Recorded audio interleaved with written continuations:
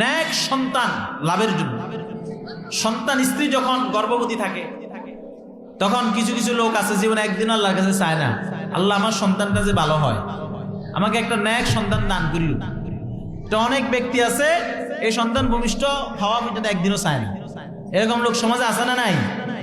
আর এই সন্তান হওয়ার পরে অধিকাংশ সন্তানগুলো খারাপ হয়ে যায়, নষ্ট হয়ে যায়, বিভিন্ন খারাপ কর্মের সাথে নেশার সাথে জড়িত হয়ে যায়, দিনহীন হয়ে যায়।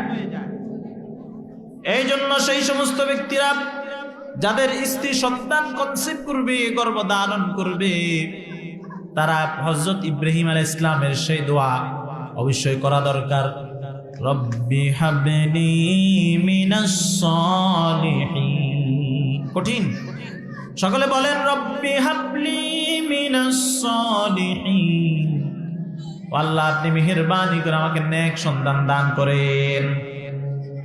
কোরআন আয়াত যদি না পারেন, আরবি না পারেন, বাংলাতে অন্তরের মনের মাধুরী মিশিয়ে আল্লাহর কাছে বলেন, আল্লাহ আমাকে একজন নেককার সন্তান দান করেন, দিনদার সন্তান দান করেন, পরহেজগার সন্তান দান করেন, যে সন্তান নামাজ পড়বে, মানুষকে দ্বীনের দিকে ডাকবে, এরপরে কোরআন শিখবে, মানুষকে শিখাবে। এরকম সন্তানের জন্য আল্লাহর কাছে দোয়া করেন। আমরা দোয়া করি, এগুলো আল্লাহর কাছ থেকে চেয়ে নিতে হয়, এগুলো চাওয়ার বিষয়।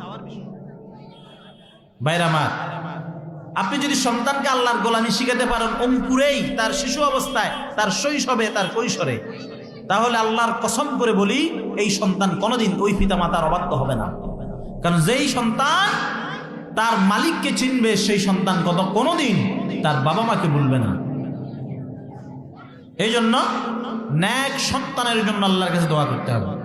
রব্বি হাবলি মিনাস সালিহিন। দোয়া করা প্রত্যেক নবীর সুন্নাত। প্রত্যেক নবী প্রতিটা কদমে কদমে তাদের প্রত্যেক মুহূর্তে আল্লাহর কাছে দোয়া করেছেন। সকল চাহিদা পূরণের জন্য প্রত্যেক নবী আল্লাহর কাছে দোয়া করেছেন।